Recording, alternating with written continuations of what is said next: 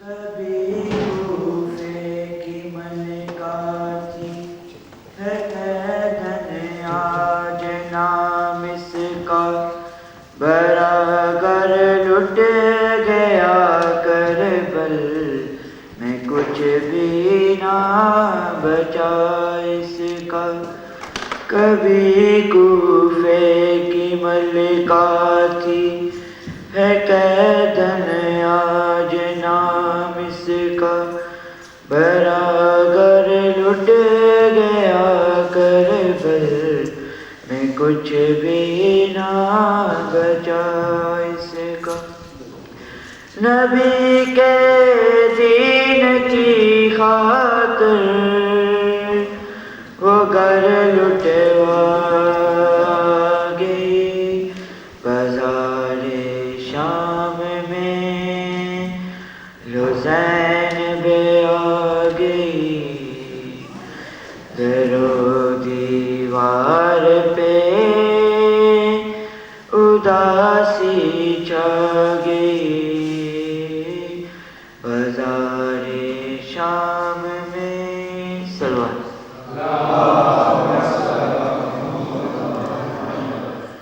رسن ہاتھوں میں سر ننگے چلی ہے درباروں میں، علی کی شیر دل بیٹی پڑھے خطبے بازاروں میں۔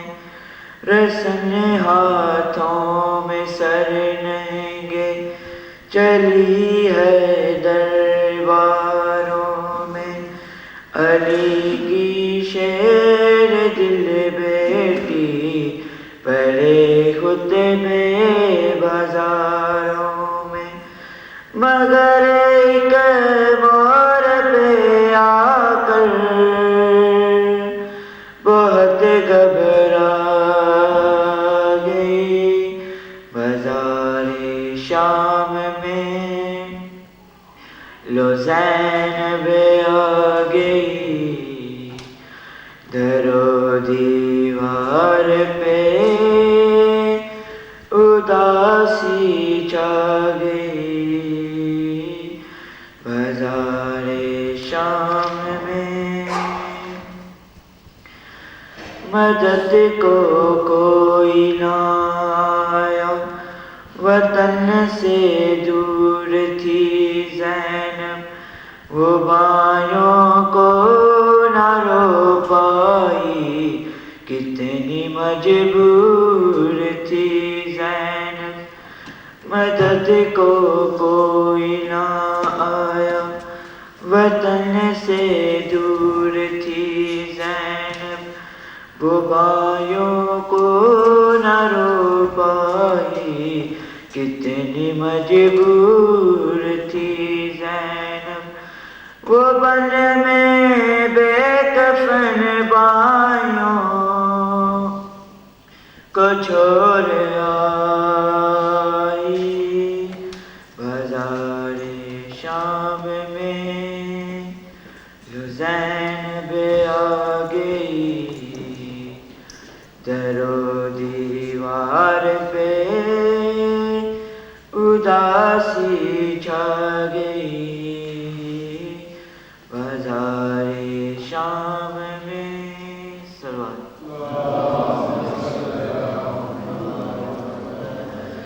برائے ارمان ہے عرشی کہ زینب شام نہ جاتی، وہی کربل میں مر جاتی، مگر دربار نہ جاتی۔ برائے ارمان ہے عرشی کہ زینب شام نہ جاتی، وہی کربل میں مر جاتی، مگر دربار نہ جاتی۔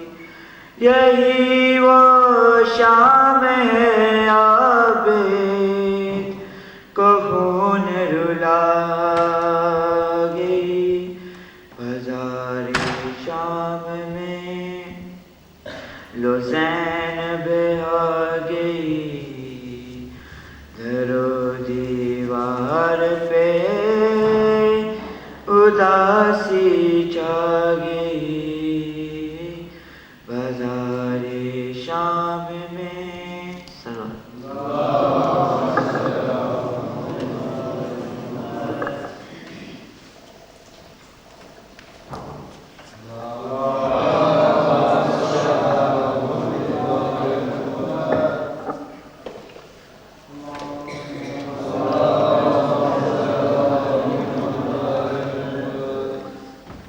بلند سلوات۔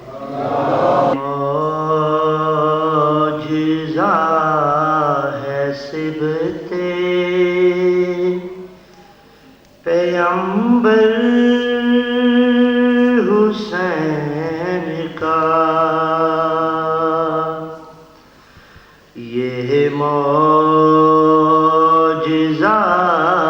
ہے صبت پیغمبر حسین کا، ہوتا ہے ذکر آج جو گر گر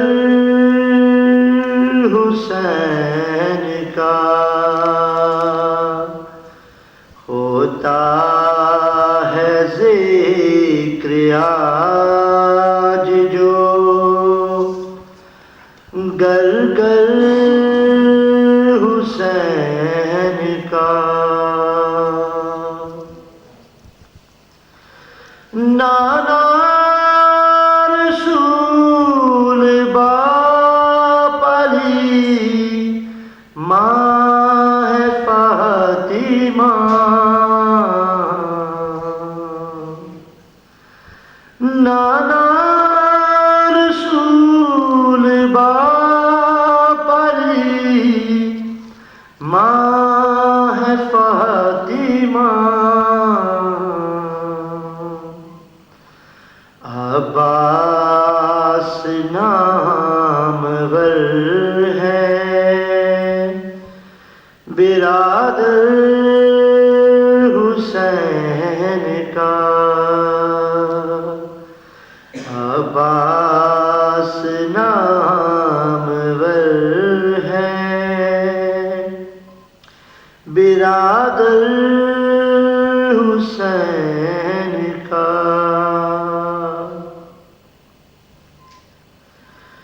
کچھ اس ادا سے سجدہ خالق ادا کیا، کچھ اس ادا سے سجدہ خالق ادا کیا، نیزے پہ بھی بلند رہا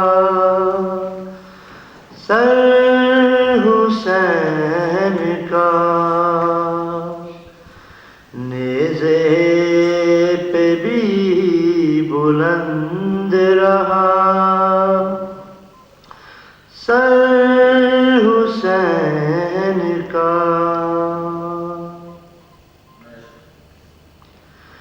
اس غم میں بے قرار ہے موجے فرات کی، اس غم میں بے قرار ہے موجے فرات کی، پیاسا شہید ہو گیا لشکر حسین کا، پیاسا شہید ہو گیا لشکر حسین کا،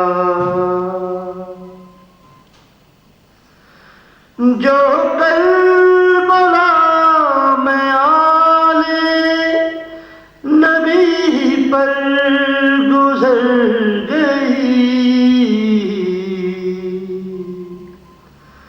جو کربلا میں آل نبی پر گزر گئی،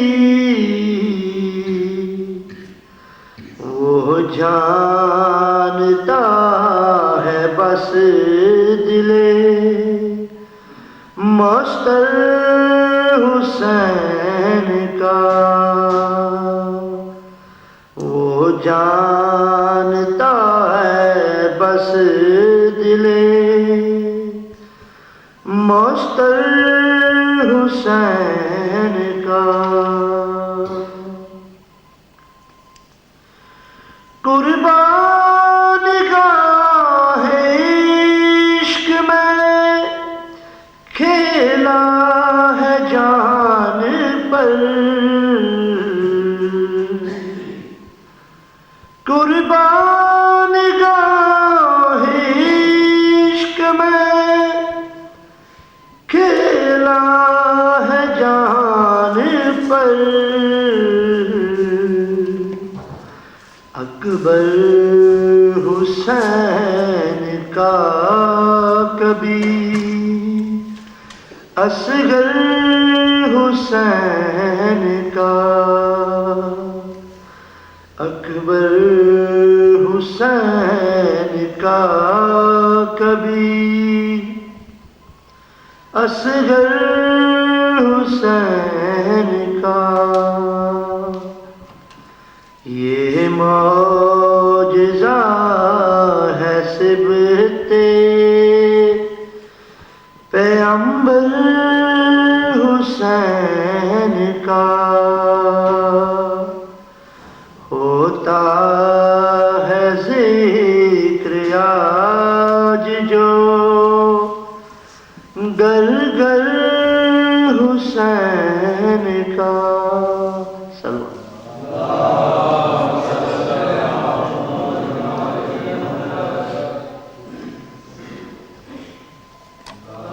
پیمبر ہوا تاراج، جب خیمہ فرزند پیمبر ہوا تاراج، ایک شور ہوا خانہ حیدر ہوا تاراج، ناموس نبی کا زر و زیور ہوا تاراج، جو رونق دنیا تھی وہی گھر ہوا تاراج، بے دینوں نے لوٹا حرم شیر خدا کو، سیدانیاں محتاج ہوئیں ایک ردا کو، سیدانیاں محتاج ہوئیں ایک ردا کو، وہ پردہ گیا نعت حرم عزت و توقیر، نازل ہوا جن کے لیے آیہ تطہیر، میدان میں سر ننگے تھی اور گرد تھے بے پیر، تھا چاروں طرف شور کے مارے گئے شبیر، تاکید تھی ہر دم عمر سعد شقی کی، ہاں باندھ لو رسی سے نواسی کو نبی کی، ہاں باندھ لو رسی سے نواسی کو نبی کی، ان قیدیوں میں بیٹیاں زہرا کی کہاں ہیں، بے پردہ ہے اس وقت کے پردے میں نہاں ہیں، دیکھیں تو کہ سر کس کے یہ بالائے سنا ہے، کس کس کے یہ تن ہے کہ جو سر خاک تپاں ہے، تلوار پکڑ کر علی اکبر نہیں آتے، اب بہر مدد سبط پیمبر نہیں آتے، اب بہر مدد سبط پیمبر نہیں آتے، اور بانوں پہ تقید تھا کہ اکبر کو نہ روئے، چھاتی بھی جو بھر آئے تو اصغر کو نہ روئے، ایک شب کی دلہن قاسم بے پر کو نہ روئے، زینب سے یہ کہہ دو کہ برادر کو نہ روئے، اب لاش پہ بھی سبت رسول اب لاش پہ بھی سبت رسول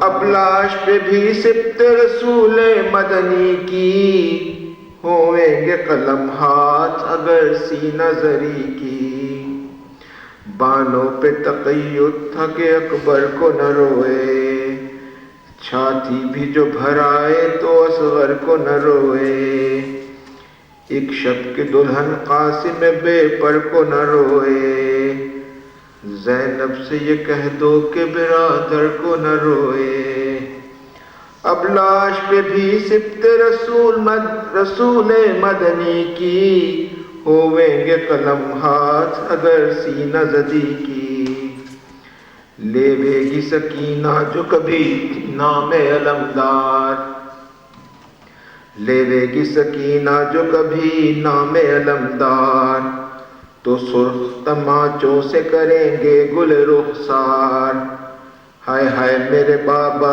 جو پکارے گی وہ ہر بار، ہائے ہائے میرے بابا جو پکارے گی وہ ہر بار، کس دیوے گا رسی سے گلا شمر ستمگار، بھولے سے بگر اونٹ پہ فریاد کرے گی، دیویں گے وہ ایذا کے بہت یاد کرے گی، دیویں گے وہ ایذا کے بہت یاد کرے گی،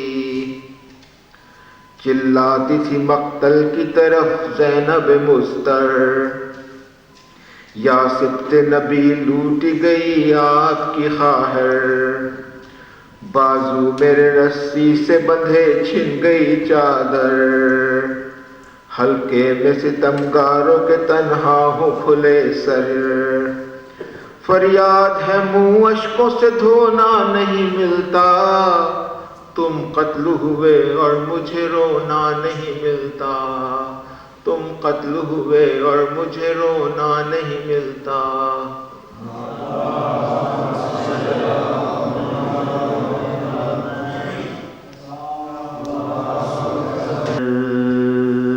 میں زینب کی دہائی،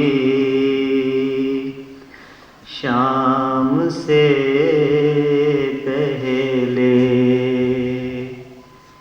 یہ تھی مقتل میں زینب کی دہائی، شام سے پہلے 72 غم کے دریا میں نہائی، شام سے پہلے 72 غم کے دریا میں نہائی، شام سے پہلے جلال حضرت عباس جب باطل سے ٹکرایا، جلال حضرت عباس جب باطل سے ٹکرایا، ستمگر لے گئے ساری ترائی، شام سے پہلے یہ تھی مقتل میں زینب دہائی شام سے پہلے، قلم مقتل میں جس دم سر ہوئے، اون و محمد کے، قلم مقتل میں جس دم سر ہوئے، اون و محمد کے، بہن کی ہو گئی وعدہ وفائی شام سے پہلے، یہ تھی مقتل میں زینب کی دہائی شام سے پہلے، گلوئے اصغر ناشاد جب چھیدا گیا رن میں، گلوئے اصغر ناشاد جب چھیدا گیا رن میں، زمین کربلا کٹ کر ترائی شام سے پہلے، یہ تھی مقتل میں زینب کی دہائی شام سے پہلے، سرے عباس سینے سے لگا کر بولے یہ سرور، سرے عباس سینے سے لگا کر بولے یہ سرور، مجھے عباس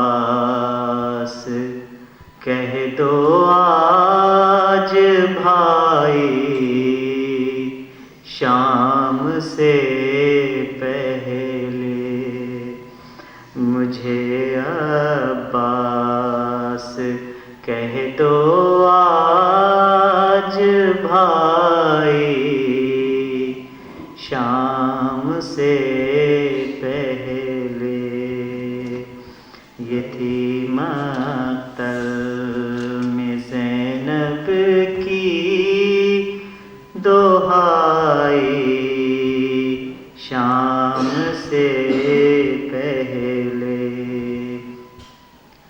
تڑپتا دیکھ کر لاشا علی اکبر کا مقتل میں، تڑپتا دیکھ کر لاشا علی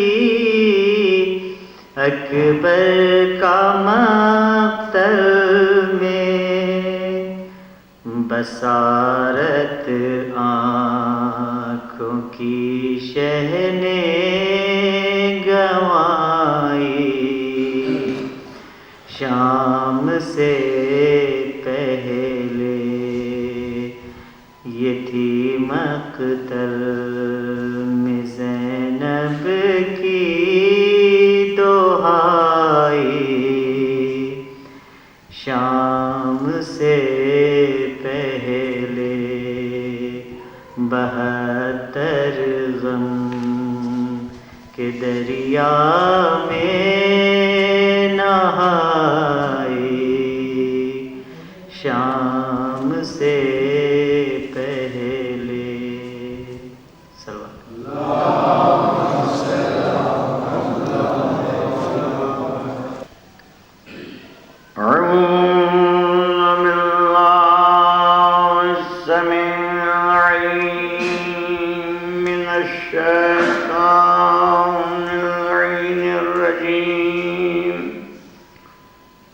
بسم الله الرحمن الرحيم الحمد لله رب العالمين والعاقبة للمتقين والجنة للمطيعين والنار للعاصين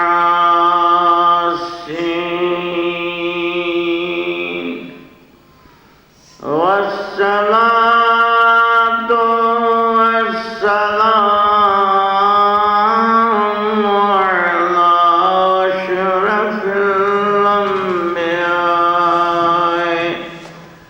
وسيد المرسلين وأفضل الأولين والآخرين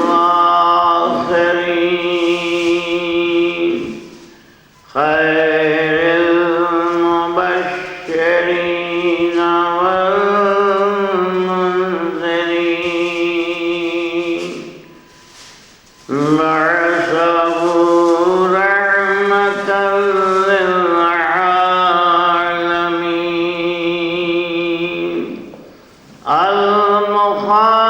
المخاطب بطه وياسين سيدنا ونبينا وطبيب نفوسنا بالقاسم محمد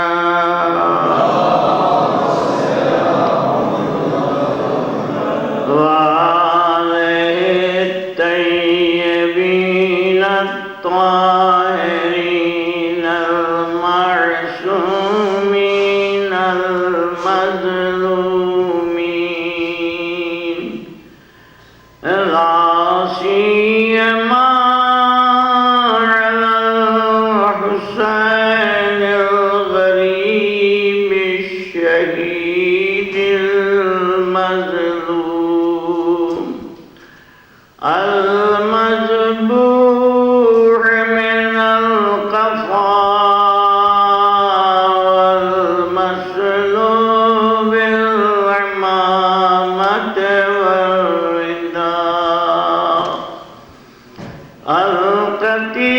القتيل العطشان والسليب العريان ولعنة الله على أعدائهم وقتلتهم أجمعين أما بعد فقد قال الله سبحانه تبارك وتعالى في كتابه المبين وهو أصدق القائلين إن هذه تذكرة فمن شاء اتخذ إلى ربه سبيلا صلوات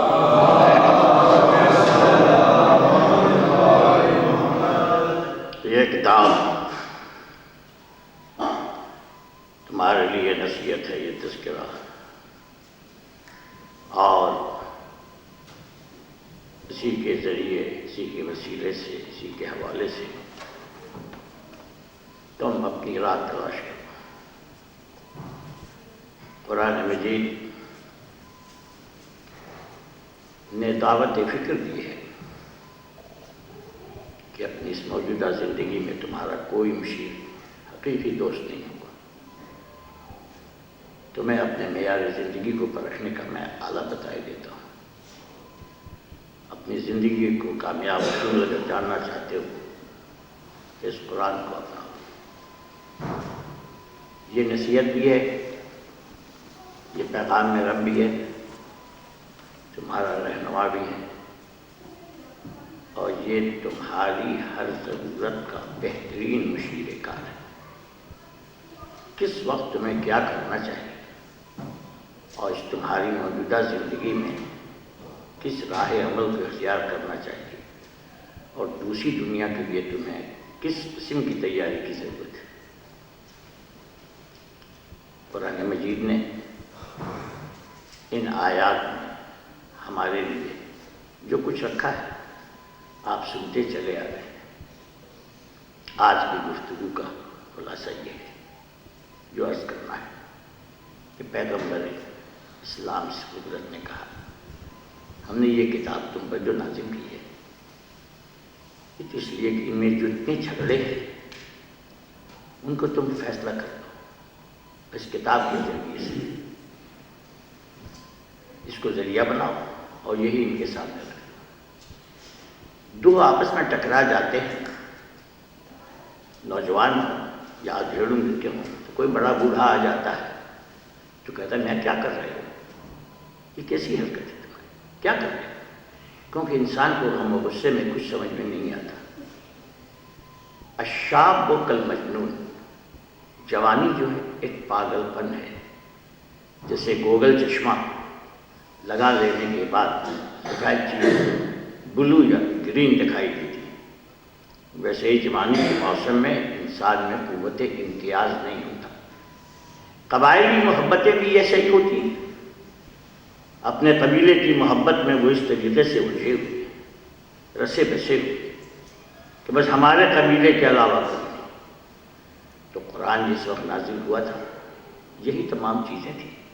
کفار و مشرکین جن خداؤں پر ایمان لا چکے تھے اور رکھتے تھے، ان کا عالم یہ کہ ایک لفظ بھی سننا نہیں چاہتے تھے، ایک لفظ بھی وہ برداشت نہیں کر سکتے تھے کہ ان کے خداؤں کو چاہے ایک ہو دو ہوں 360 کیوں نہ ہوں، لیکن وہ برداشت نہیں کرتے تھے۔ وہ چاہتے تھے یہی کہ بس ہمارے خدا ہے، ہماری جو زندگی ہے یہی ٹھیک ہے، چاہے جیسی بھی زندگی ہو۔ قرآن مجید ایک تحریک بن کر کے چلا، اس آیت کی خوبی ہے ایک تحریک بن کر کے چلا، اور جنہوں نے قرآن مجید کی تبلیغ شروع کی وہ اتنے کامل تھے کہ صرف ایک دیگ سے چاول نکال کے کہہ دوں کہ کچا ہے کہ پکا۔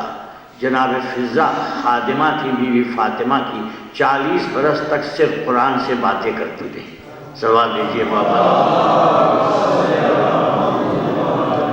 40 سال تک ہر ایک۔ اب عالم یہ ہے تحریک بن کے جو چلا کہ جتنی آیتیں آتی جاتی تھیں اتر رہی تھیں، ان آیتوں کو لوگ تذکرہ کر رہے تھے، آج یہ آیت اتری، آج یہ آیت اتری، اور اس میں ایک ایسی قوت تھی، ایک ایسا انداز تھا آیتوں کا کہ جس نے ان کے دل و دماغ کو بدل دیا، ان کی فطرت کو بدل دیا، ان کے مزاج کو بدل دیا۔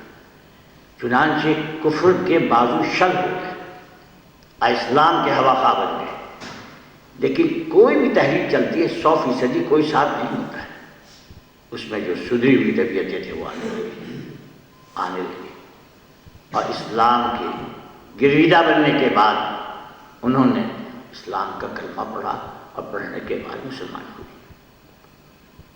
اور اب ایک اور دوسری مصیبت آ گئی کہ پہلے تو غیر قوموں سے ٹکراؤ ہو رہا تھا، یہودی بھی تھے، نصارہ بھی تھے، اب بعد میں دشمنوں نے مل کے تنظیم ایسی شروع کر دی کہ عالم یہ ہے کہ اب قریش کا مقابلہ بنی ہاشم سے شروع ہو گیا کہ یہ محمد ہے لیکن یہ بنی ہاشم کے تھا۔ لہٰذا یعنی انہوں نے قرآنی آیات پر غور کرنا نہیں چاہا، بلکہ دیکھا کہ کس زبان سے یہ آیتیں سنی جا رہی ہیں، اس شخصیت سے ٹکرائے۔ حالانکہ یہ قرآن وہ تھا کہ جو سب کے لیے آیا تھا، اور یہ معیار اس نے کہا جو تم قبائل کو کہتے ہو، یہ قبیلہ کیا چیز ہے؟ ارے بنی آدم میں ان اکرمکم عند اللہ اتقاکم، جو اللہ کی نظر میں سب سے عزیز کون ہے؟ جو خدا سے ڈرتا ہے اور فرما بردار ہے۔ صلوات بھیجیے اس نے سارے معیار کو ختم کر دیا۔ ان اکرمکم عند اللہ اتقاکم، آج کی بھی آواز ہے۔ تو یہ سرمایہ، دو طاقتیں اس وقت بڑی اہم ہو گئی۔ ایک طاقت یہ تھی کہ جو ہمارے پرانے اصول ہیں وہ باقی ہیں، میرے پرانے عقائد جو ہیں وہ قائم ہیں، اور دوسرا یہ ہو گیا کہ سرمایہ دارانہ زندگی جو ہے، سرمایہ دارانہ نظام جو ہے، دولت سب سے اہم ہے۔ ان دو چیزوں نے دنیا کا نقشہ ہی بدلنا شروع کر دیا۔ ایسے بھی لوگ تھے کہ جنگوں کی تیاری کرنے والوں کو کہتے تھے لے جاؤ ہم سے، اتنے گھوڑے لے جاؤ، اتنے سپاہی ہم تمہیں دیں گے، ان کے سارے مصارف ہم برداشت کریں گے۔ اجی دور کیوں جاتے ہیں؟ جو جنگ جمل میں کتنے بڑے وعدے کیے گئے تھے، ایک رات میں 10,000 مسلمان مار دیے گئے۔ اب کون تھا تحریک پیش کرنے والا؟ لوگوں نے ظلم یہ کیا تھا کہ ام المومنین کو بٹھا کر کے لے کے گئے تھے، کہ جب ایک مقام پر پہنچی وہ کتے وہاں بھوکنے لگے تو انہوں نے کہا کہ یہ بتاؤ، جلد بتاؤ اس مقام کا کیا نام ہے، یہ کیا مقام کا نام ہے؟ کیونکہ ہمیں رسول نے کہا ہے کہ حواب کے کتے بھوکیں گے ہماری بیوی پر میں سے ایک پر۔ تو انہوں نے فوراً لوگوں نے کہا، جھوٹی گواہیاں دلوائی گئیں کہ نہیں یہ حواب نہیں ہے، یہ دوسرا مقام ہے۔ یہ اسلام میں سب سے پہلے جھوٹی گواہی وہاں شروع ہوئی ہے۔ صلوات بھیجیے محمد یعنی اسلام کو برباد کرنے کے لیے، شریعت اسلامی کو چور چور کر دینے کے لیے کوشش۔ اگر قرآن کی آیتیں وہ تھی کہ اپنے میں جزالت الفاظ لیے ہوئے، فصاحت و بلاغت کا سمندر تھا، علم کی دنیا کے سامنے جب یہ کلام آ رہا تھا تو وہ ایک دم ششدر و دیوانہ تھے۔ وہ کہتے کہ یہ انسان کا کلام نہیں ہے، ما ھذا کلام البشر، یہ انسان کا کلام نہیں ہے۔ تو جو علمی دنیا تھی وہ متاثر ہو رہی تھی۔ اب تاثر کا یہ انداز تھا کہ اخلاق پیغمبر، آیات قرآنی، یہ دو ہی تو اسلحہ تھا جو پیغمبر لے کے چلا، اور نمونہ بنا کے جو میدان میں بھیجا، تو یہ میدان میں جانے والا تھا وہ نمونہ کمال پیغمبر کی پوری تصویر تھا، علی ابن ابی طالب۔ صلوات بھیجیے۔ آیات قرآنی کا انداز، بولنے کا انداز، گفتگو کا عنوان، دل کی چھپی ہوئی باتوں کو کہہ دیا۔ حسب الناس ان یترکوا، دل میں جو ہو رہا وہ سب کہتا جا رہا ہے پیغمبر پر۔ لوگ پوچھتے ہیں آپ کو کیسے پتا ہے؟ گھر سے لے کے بعد ایک قرآن کی جزالت الفاظ جو تھی وہ، اور دوسری طرف خود پیغمبر کا اخلاق کی تلوار کا کار، اس کا کوئی جواب نہیں۔ کسی کا مسکہ لگا نہیں تھا، خوشامد نہیں۔ قرآن جس کی تعریف کرے، قدرت جس کی تعریف کرے، یہ کسی رئیس کے دربار کی خوشامد پرستی نہیں ہے، کسی عام انسان کی نہیں، یا دوست احباب کی لفاظی نہیں ہے۔ قرآن کہہ رہا انک لعلی خلق عظیم، تمہیں خلق عظیم پر ہم نے فائز کیا ہے۔ اپنے لیے کہا سبحان ربی العظیم و بحمدہ، آپ کے لیے کہا انک لعلی خلق عظیم، اور پیغمبر نے کہا بعثت لأتمم مکارم الاخلاق۔ نہ نماز ہے، نہ روزہ ہے، نہ حج ہے، یہ تو ضمنی چیز ہے، میں تمہارے اخلاق کو درست کرنا چاہتا ہوں۔ دیکھیے خلق انسانی ایک ایسی چیز ہے کہ جس کے بعد انسان کی حیات و مزاج بدل جاتا ہے، طبیعت بدل جاتی ہے۔ آپ جب خوش خلق بن جائیں گے تو آپ میں غصہ بھی ختم ہو جائے گا، اس میں رحم و کرم آ جائے گا، اس میں بے وقت کا جلال بھی ختم ہو جائے گا، ترحم پیدا ہو جائے گا، دولت کا نشہ ختم ہو جائے گا، غربا نوازی چلی جائے گی، خدا سے تکبر استکبار سر جھکانے کو کبھی جھکایا ہی نہیں ہے۔ اب جب اس کی نعمتوں کو دیکھیں گے تو احساس کمتری پیدا ہوگا، خاک پہ پیشانی رکھ کے اٹھانے کا دل ہی نہیں چاہے گا۔ یہ ہے قرآن کا تاثر، یہ ہے اخلاق کی تلوار۔ محمد عربی آسان ہے، کوئی امام حسن محمد کے نواسے جا رہے ہیں، راستے سے ایک شامی پوچھتا ہے کہ یہ کون آ رہا ہے؟ کہا کہ ایسا جانتے نہیں امام حسن آ گئے ہیں۔ آیا قریب، آنے کے بعد اس نے سخت سست کہنا شروع کیا، آپ بیٹھے گھوڑے پر۔ اس نے ادھر منہ پھیرا، حضرت نے ادھر منہ پھیرا لیا، اب وہ ادھر سے ادھر آ گیا، جو آپ ایسے، آپ کے نانا ایسے کہنا شروع کیا، آپ نے پھر ادھر منہ پھیرا لیا۔ کبھی تک گھوڑے کی لگام پکڑے ہوا تھا، عرب میں گھوڑے کی لگام پکڑنا بڑی توہین کی بات ہے، لیکن کچھ نہیں۔ اب اس نے شروع کیا تو اس نے کہا کہ میں آپ سے کہہ رہا ہوں، آپ کو کہہ رہا ہوں، یہ سب کچھ میں آپ کو کہہ رہا ہوں۔ حضرت بجائے غصے کے مسکرائے، کہا میں بھی تو منہ تجھی سے پھیر رہا ہوں۔ صلوات بھیجیے محمد۔ یاد رکھیں، دیکھیے خالی یہی نہیں ہے، یعنی اصل ممبر کی بنیاد یہ تھی کہ یہ ادارہ ہی اسی لیے ہے حسینی کہ انسان بنایا جائے۔ اسی صلوات کے نعروں پر ہم مرا دیں یا پیسوں کی بھیڑ بھاڑ میں اٹھا پٹک میں رقموں کے اوپر تقسیم کر دیں معیار مجالس، نہیں، یہ اصل مطلب حسینی جو ہے انسان کو انسان بنانے کے۔ امام حسن پہلے، علی کو تو چھوڑ دیجئے، علی کا تو تاریخ میں آج تک ذکر غیر لکھتے ہیں، کتنا بڑا بہادر اور جری انسان، اس کے ساتھ گستاخی کی گئی، اور جب بچے اس کے دودھ کا پیالہ لا رہے ہیں عبد الرحمن ابن ملجم کے سامنے، تو کہتا ہے کہ بیٹا اس کے چہرے پر ہوا ہی اڑ رہی، جا کے یہ دودھ اس کو پلا دو۔ گناہ دنیا ثابت کرتی ہے دولت کے نشے میں، اقتدار کے جنون میں، اور یہاں عالم یہ ہے کہ معلوم ہے کہ وہ زہر کی تلوار ایسی ہے کہ مجھے بچنا ممکن نہیں ہے، تو قبائل میں ہمارے بچوں میں یا بنی ہاشم میں ٹکراؤ نہ ہو۔ فرمایا کہ دیکھو اگر میں بچ گیا تو مجھے اختیار ہے کہ جو میں فیصلہ کروں، اگر نہیں بچا تو دیکھیں پابندی، دیکھیے میں نہیں بچا تو قصاص لینا میرا حق ہے۔ اگر قصاص ہمارے اولیاء لیں بھی تو صرف اس کو ایک ہی ضربت لگائیں۔ کیا عدالت کا انداز ہے، صلوات پڑھیے محمد والے۔ یہ دیکھیے یہ خلق ہے، تو خود انسان کی سب سے بڑی خوبی یہ ہے کہ خود ایک سرے کرے اپنا آپ۔ ہمیں جنون کتنا ہے، ہمیں غم و غصہ کتنا ہے، ہمارے دماغ میں جوانی کا جوش کتنا ہے، فضولیات کتنی ہیں، ہمیں نیکی کتنی ہے، شرافت کتنی ہے، لجاوت کتنی ہے، فکر کی لطافت کتنی ہے، ہمارا انداز اخلاق کیا ہے، دوسرے ہم کو کیسا سمجھتے ہیں، دوسروں کی نظر میں ہماری کیا قیمت ہے، اللہ ہمیں کیسا سمجھتا ہے، ہم رسول کے حکم کے خلاف تو کچھ نہیں کر رہے ہیں۔ اگر ابھی سامنے آ کے حضرت حجت کھڑے ہو جائیں تو ہم منہ دکھانے کے قابل ہیں یا نہیں؟ جب اس روزانہ انسان اس کا جائزہ لیتا رہے گا تو وہ ایسا بن جائے گا کہ کوئی حبیب خدا بن جائے گا، کوئی خلیل خدا بن جائے گا، اور سلمان جیسا ہوگا تو اہل بیت میں داخل ہو جائے گا۔ صلوات بھیجیے محمد۔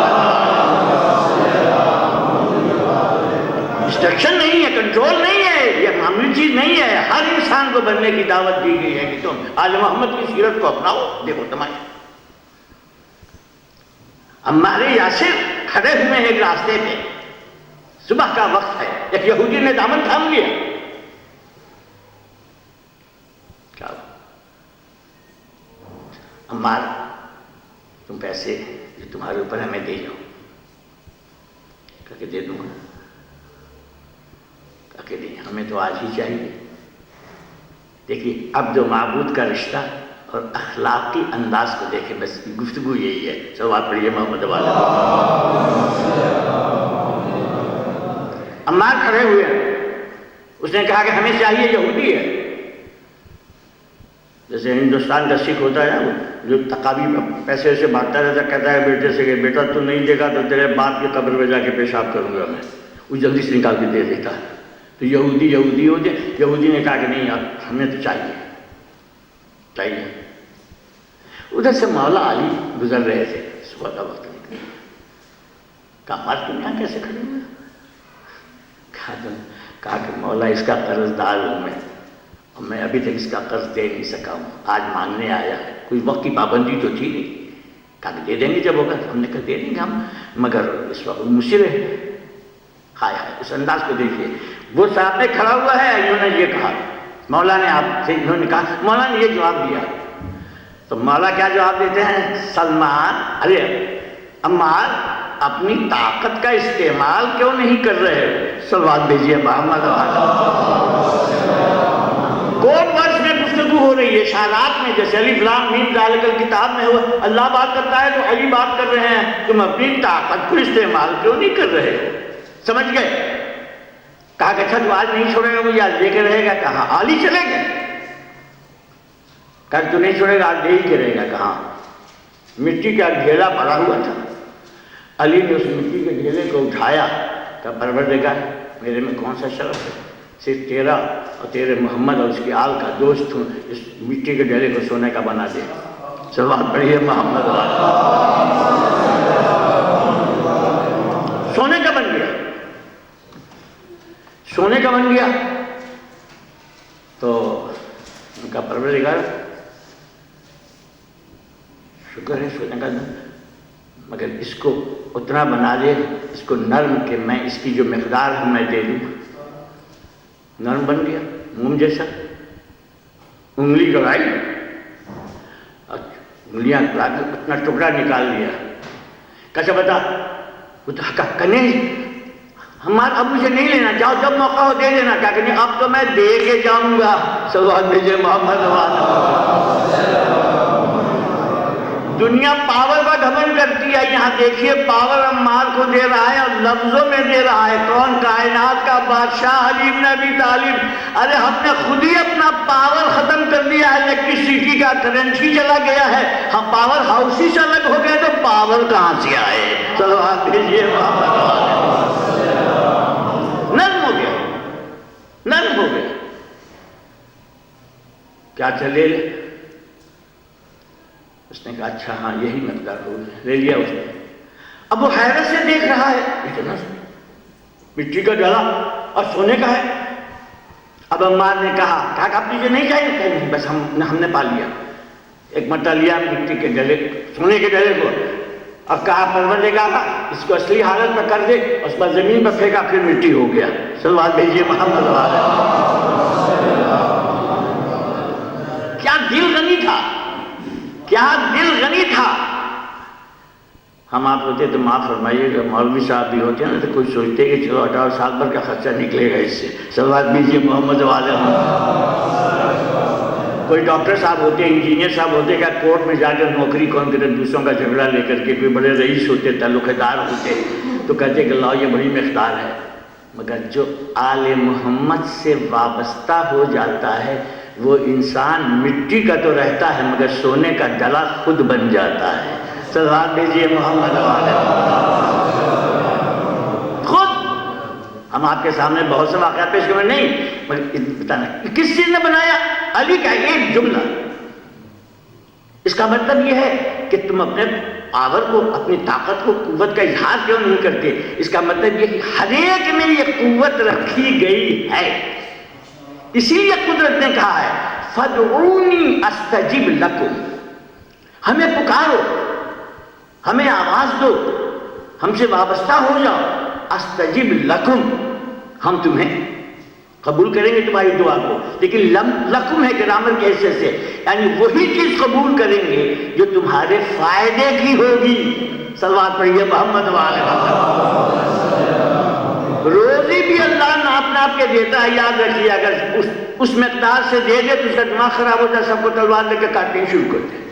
ہاں یہ ادھر کے خدا، اس کا انداز ہے، ہماری فکر، اس کے دینے میں کمی نہیں ہے، ہمارے لینے میں کمی ہے۔ ہر ایک میں طاقت۔ فَادْعُونِي أَسْتَجِبْ لَكُمْ، نماز آپ پڑھتے ہیں، آپ نے مانگا نہیں، فرشتے آپ کے لے کے نماز گئے، یہ نماز ہے، قدرت نے کہا اس کو کچھ مانگا ہم سے؟ کہا نہیں، کہا اس کے منہ پہ پھینک دو، میں محتاج اس کی نماز کا۔ صلوات بھیجیے محمد والا۔ مانگا، اس نے کہا لاؤ، تم نے اس قابل تو سمجھا تو جناب یاد رکھیے گا، تو قرآنی آیات جو ہیں، قرآنی آیات کا انداز یہ ہے کہ یہ خزانہ ہے، اس میں انسان بنتا ہے، شرافت اس میں، نجابت ہے، عقل ہے، شعور ہے، خدا کا راستہ ہے، محمد مصطفیٰ کی پہچان ہے، انبیاء کے قصے ہیں، واقعات عالم ہے، دنیا کی زندگی ہے، اگلوں کے واقعات ہیں، قیامت کی منزل ہے، پل صراط پر جانا ہے، ہر چیز ہے کہ جس سے تم سمجھ سکو گے کہ وہاں کی کیا زندگی ہے، موت کسے کہتے ہیں، حیات کسے کہتے ہیں، یہ سب قرآن کہہ رہا ہے۔ اور یوں نہیں، کس کے لیے ہے قرآن؟ ہر ایک کے لیے نہیں، ہدی للمتقین، ہدایت یہ قرآن کہتا مگر متقین کے لیے۔ متقین میں ایک معمولی سا قصہ آپ کو سنا دو تو آپ کو لطف آ جائے گا، صلوات پڑھیے محمد وآل محمد پہ۔ امام جعفر صادق علیہ السلام کا زمانہ، ایک شخص کی تعریف کی لوگوں نے اپنے مولا کے سامنے کہ مولا یہ شخص ایسا ہے، بڑا پہنچا ہوا ہے، بہت ہوشیار ہے، بڑی تعریف ہوتی ہے اس کی، اور بڑا دیتا لیتا رہتا ہے، اب لوگ کافی اچھا کیا خاص بات ہے؟ کہاں ہے؟ بڑا پہنچا ہوا ہے، بڑا اچھا کہاں ہے؟ ایک مرتبہ نکلا، لوگ نے کہا مولا یہ ہے۔ مولا اس کے پیچھے پیچھے چلے، سادہ لباس میں گئے، وہ دکان پر گیا ہے انار والے کے، باتیں کر رہا تھا، باتیں کرتے ہوئے اس نے چار نظر بچا کر کے 4 انار جیب میں رکھ لیا، روٹی کی دکان پر پہنچا، ایسے ہی کر لیا۔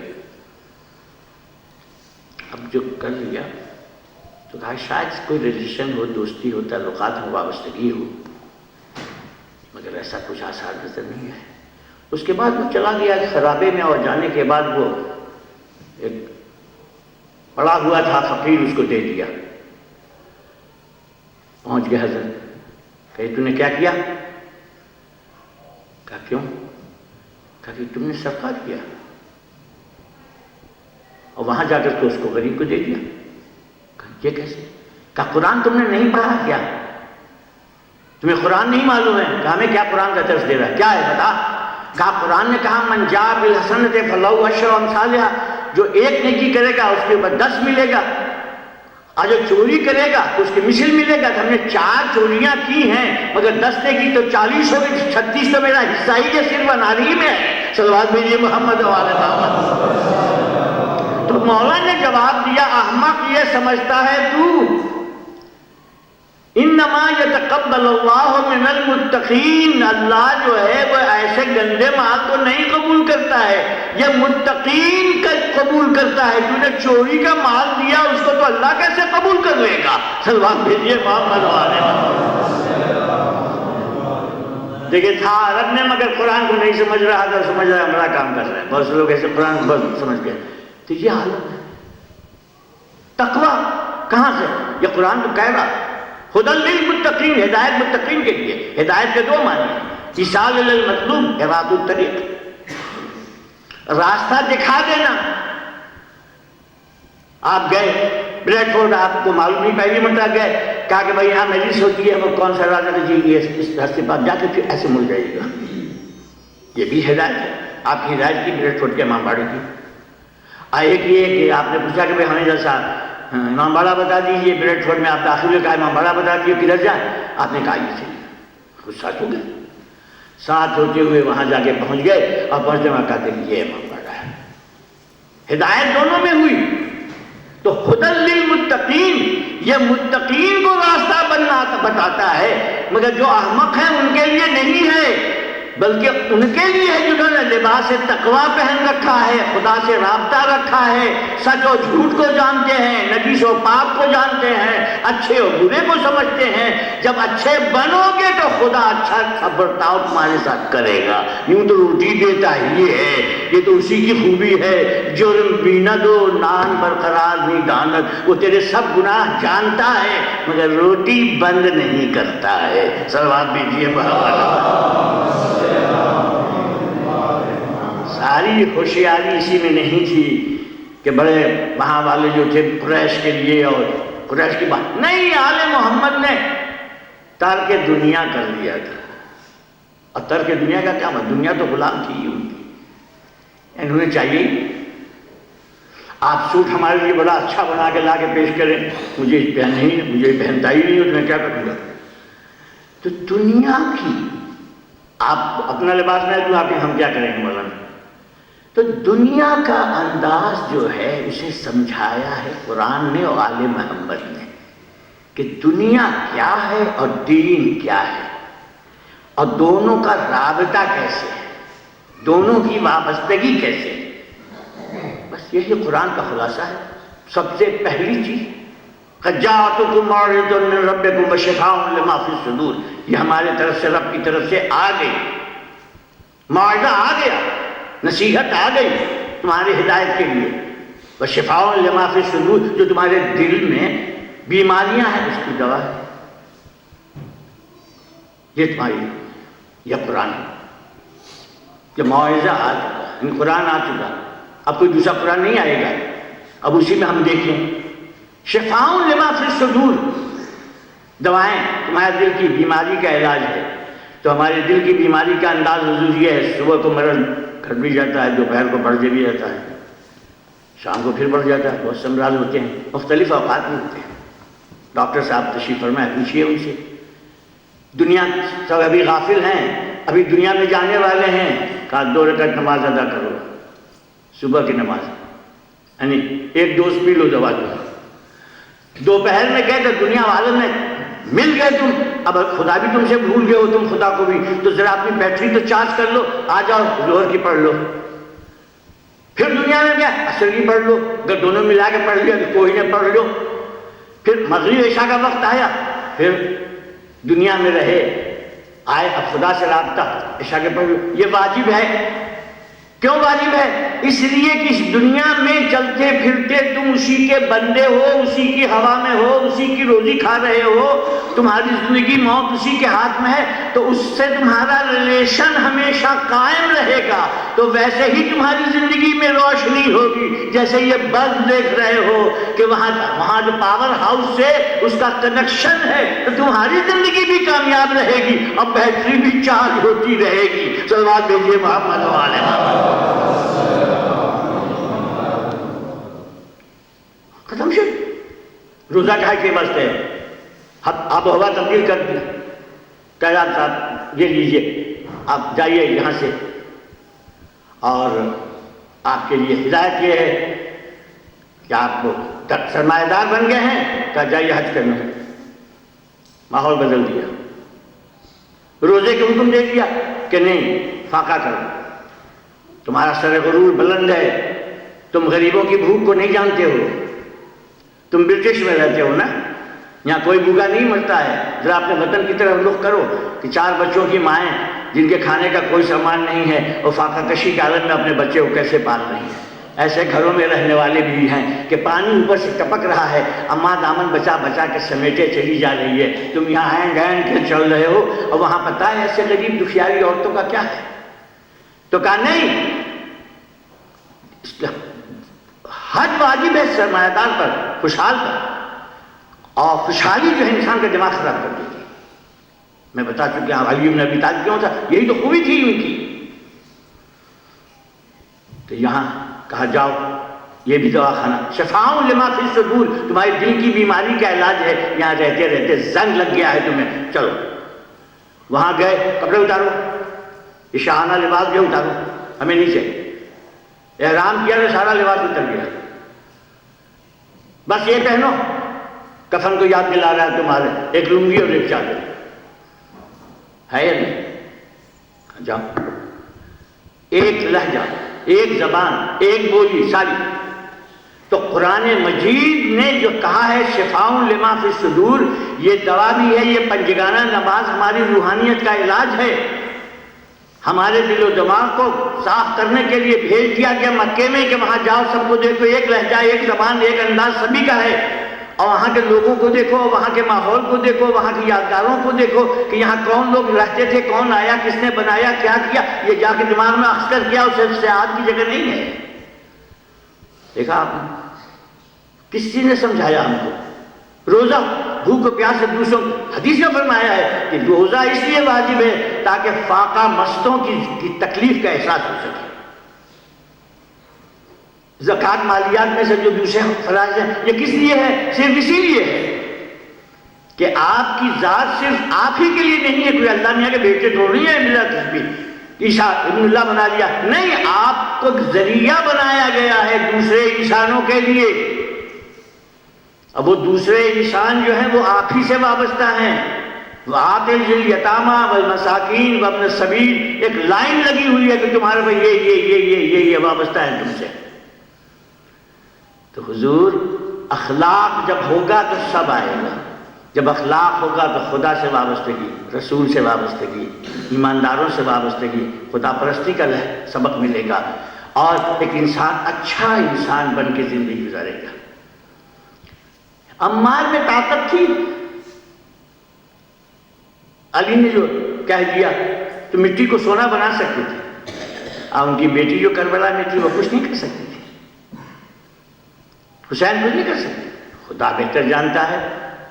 حسین فرات سے کہتے تھے کہ چلیا، خدا گواہ ہے فرات کھچ کے آ جاتا، علی اصغر کے چھو لیتے تھے، مگر نہیں دکھلانا تھا کہ تم ظلم کتنا کر سکتے ہو، ہم صبر کتنا کر سکتے ہیں۔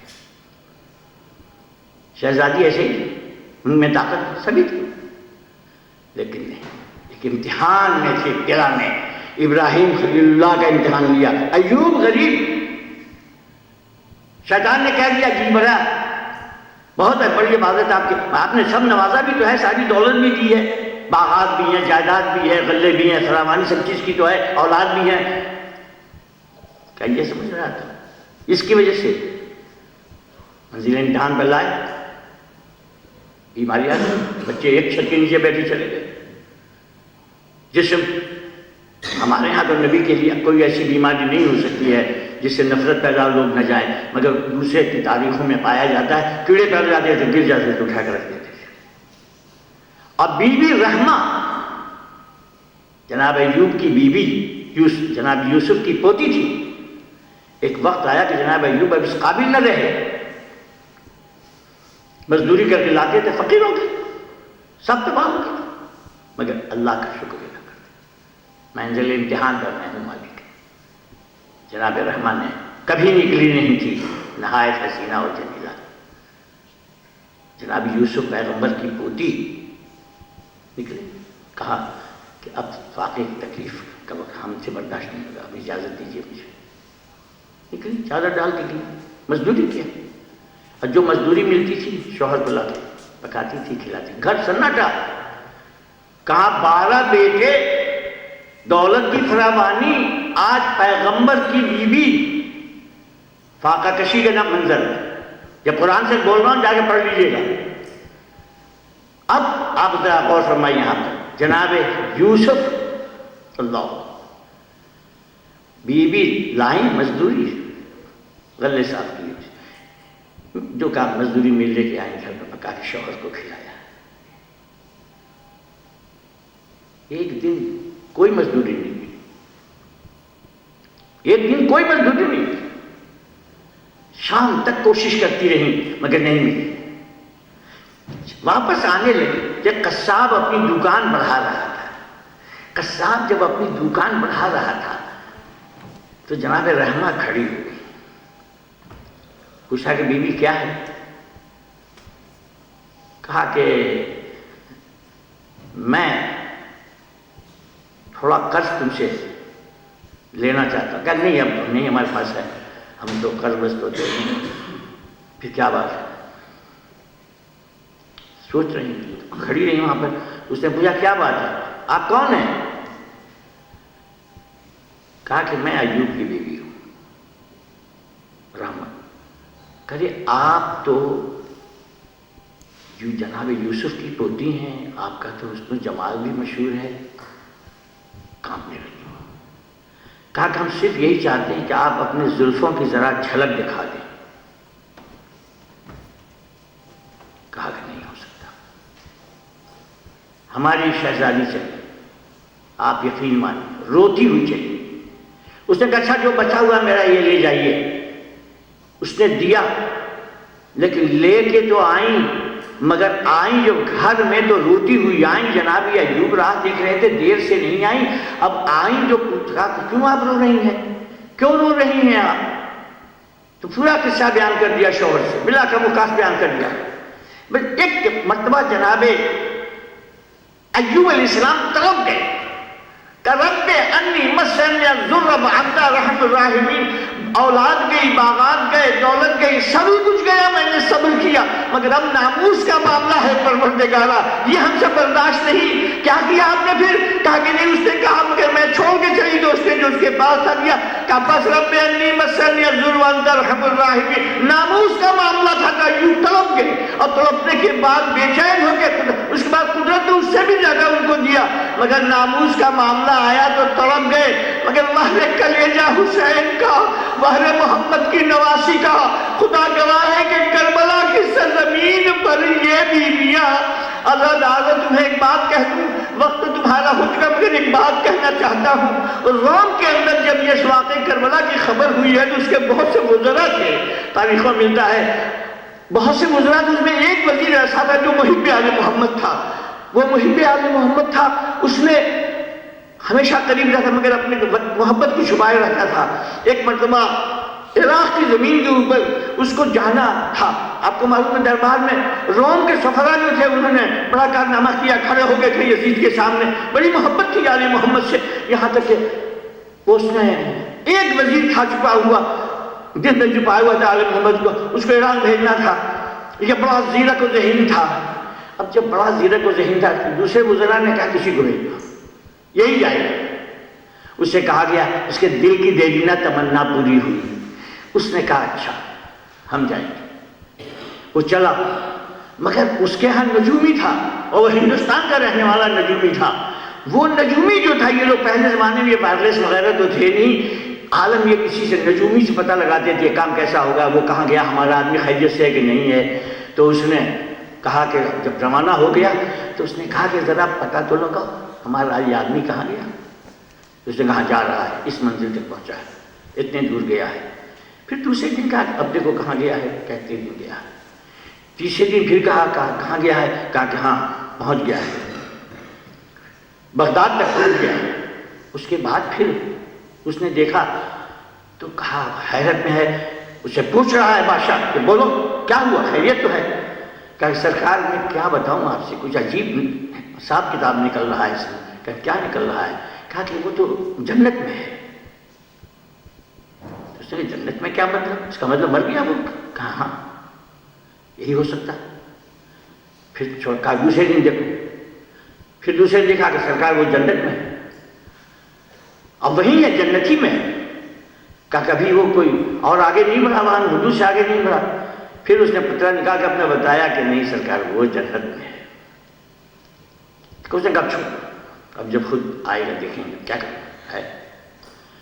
تو جب وہاں سے وہ واپس آیا ہے، دیکھیے واپس جب آیا ہے تو واپس آنے کے بعد بادشاہ کے پاس آیا، اس نجومی سے کہا اس کا پترا نکالو، اس کا حساب نکالو، تو سب نکالا حساب، اس نے بتایا میں 53 فلاں جنگ۔ کہا کہ یہ کیا مطلب، یہ جنت میں نکلا تھا؟ کہا حسین میں کربلا گیا ہوا تھا، میں کربلا میں تھا، اور اتنے دن تک میں کربلا میں رہا ہوں۔ کہا اچھا کیا دیکھا تم نے وہاں؟ مختصر گفتگو کر رہا ہوں۔ اس نے سب کچھ بتا دیا کہ میں نے کربلا میں حسین کی اور واقعات کربلا کو دہرایا، اس نے اسیری اہل بیت کو دہرایا، اس نے پورے واقعات کو دہرایا، یہ ظلم ہوا، یہ ظلم ہوا، محمد کا نواسا تھا ہو کے۔ اس کے بعد نجف میں آیا تو نجف میں سب پورے شہنشاہ نجف کی تعریف لکھی۔ اس کے بعد اس کو بہت غصہ آیا، کہا کہ ایسا ہوا، ایسا ہوا، یہاں تک کہ اس کے بعد ہی اس نے شام کا رخ کیا، شام گیا۔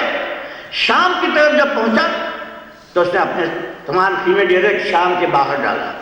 باہر خیمے ڈیرے ڈالنے کے بعد کہا یہیں رکوں گا میں، صنادید دیے، شام کو خبر دیا۔ وہ لوگ آئے استقبال کے لیے کہ بہت بڑا رئیس ہے، بادشاہ آیا ہوا، لوگ آئے ملنے کے لیے۔ آئے جب ملنے کے لیے تو بڑے اخلاق سے ملا، وہ لوگ بھی بڑے اخلاق سے ملے۔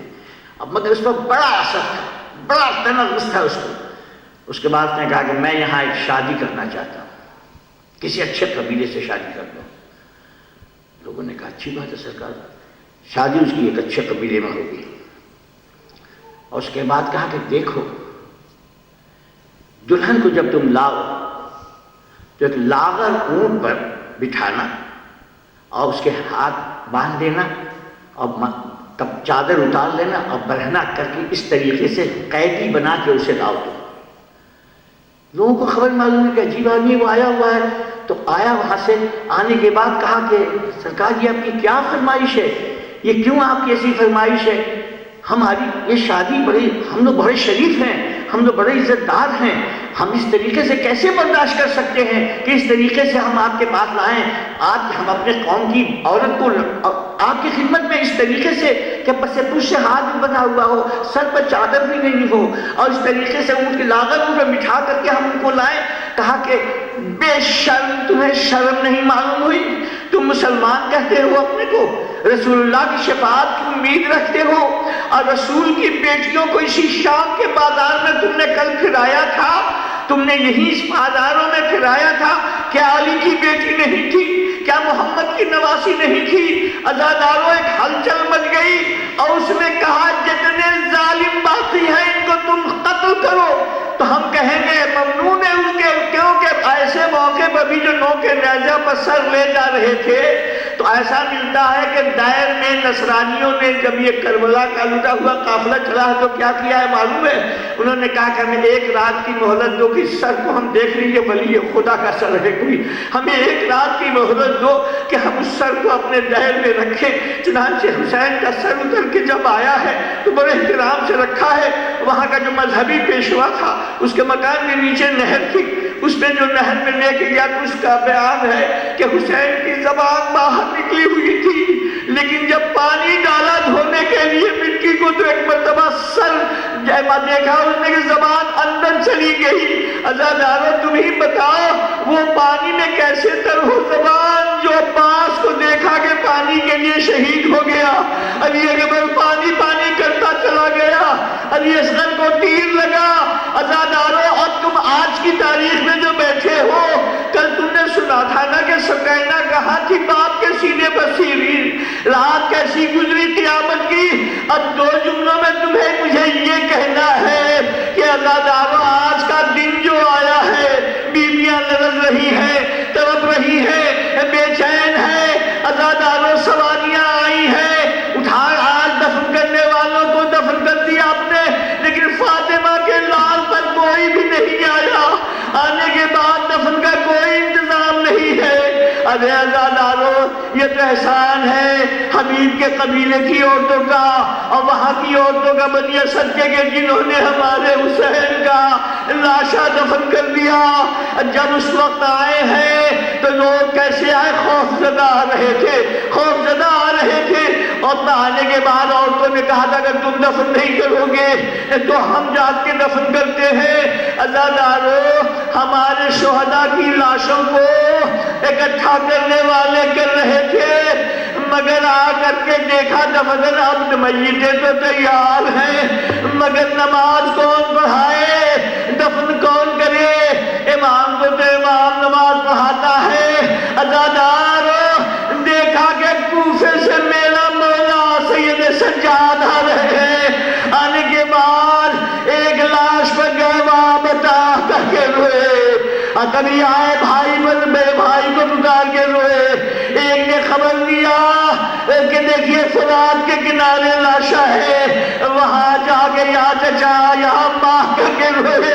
ہماری جان قربان سید سجاد جب آئے آگے کہا تم نماز ہم پڑھائیں گے، نماز بابا کی پڑھائی، شہداء کو اکٹھا کیا، ارے قبر کھودی مٹی نکلی اور قبر کے اندر ان کو سلایا، مولا کے بازو میں شہزادے علی اکبر کی قبر بنائی اور ایک گنج شہیدہ بنا، ایک عزادار اسی سے متصل بنا جو ظاہر جاتے تھوڑا ہٹا کے بنایا ہے۔ تو قبر میں پہنچایا، اس کے بعد چچا کی قبر پر جا کے نماز پڑھ کے وہیں دفن کر دیا۔ ادھر بیویوں کی سواری کے لیے اور کون تھا؟ ارے سوار کرنے والا کوئی نہیں۔ اے عزادارو، انہی ظالموں نے آپ پہ رسی لے کے آگے چلے کہ ہم چلتے ہیں اور سوار کرتے ہیں۔ شہزادی آگے بڑھی، کہا کہ خبردار تم نامحرم کو ہاتھ نہ لگاؤ، ہم خود سب کو بٹھائے دیتے ہیں۔ جناب زینب و فضہ نے سہارا دے کے سوار کیا، مگر میرے رونے والوں تمہیں معلوم ہے جب سب کو بٹھا دیا تو فضہ سے کہا فضہ اب آ میں تجھے بٹھاؤں۔ فضہ نے ہاتھوں کو جوڑا، کہا شہزادی میں تو کنیز ہوں، میں بھی آپ سے خدمت لوں گا۔ کہا فضہ بھائی کے مرنے کے بعد میرے قلب میں اب طاقت نہیں ہے۔ اے زادارو، سید سجاد اپنی طرف گئے اور یہاں زینب نے ایک مرتبہ فضہ سے کہا، زانو کو آگے تہ کیا۔ فضہ نے پیر رکھا اور اوپر گئی، اوپر لے لیا بیویوں نے۔ اب مقتل کی طرف رخ کیا کہ عباس مدینے سے لائے تھے بڑے شان سے، بھیا حسین بڑے اہتمام سے سواری آئی تھی، اب ہم جا رہے ہیں۔ مگر جناب ہائے ہائے رباب دیکھ رہی ہے، ہماری بیٹی کدھر ہے، ہماری بیٹی کدھر ہے؟ تو جا کے باپ کے لاشے سے لپٹ کے سبینہ رو رہی تھی۔ عزادارو ایک مرتبہ ہمارا کہاں ہے عزادارو اہتمام کرنے والے جب گئے، شمیر نے دیکھا آگے بڑھا، اس کو جلدی تھی وہاں سے نکلنے کی، دیکھا کہ باپ کے جگہ پر جہاں بابا گیا تھا وہاں یہ رو رہی تھی، لے کے کھینچا اور لے کے سلا دیا اور لا کر کے بیوی کے حوالے کیا۔ عزادارو تمہارے سامنے تذکرے تو آ گئے، مگر پردے اٹھایا کہاں سے آتے؟ مدینے سے چلی تھی تو پردہ تھا نا، لیکن آج سب بیویوں کے پسے پوچھے ہاتھ بندھے ہوئے ہیں، ایک ہی رسی میں 12 گلے باندھے گئے تھے۔ اب آج سواری جا رہی ہے، فاطمہ آؤ، کل رات کو بھی آپ آئی تھی ماں بیٹے کے پاس، یا رسول اللہ یہ قافلہ لٹ کے جا رہا ہے، یا علی مشکل کشا حل کرو۔ ارے عزادارو تمہیں یہی امانت سونپی ہے فاطمہ نے، بیویوں ہماری عورتوں پر روئیں گی، ہمارے مرد مردوں پر روئیں گے۔ ماتم حسین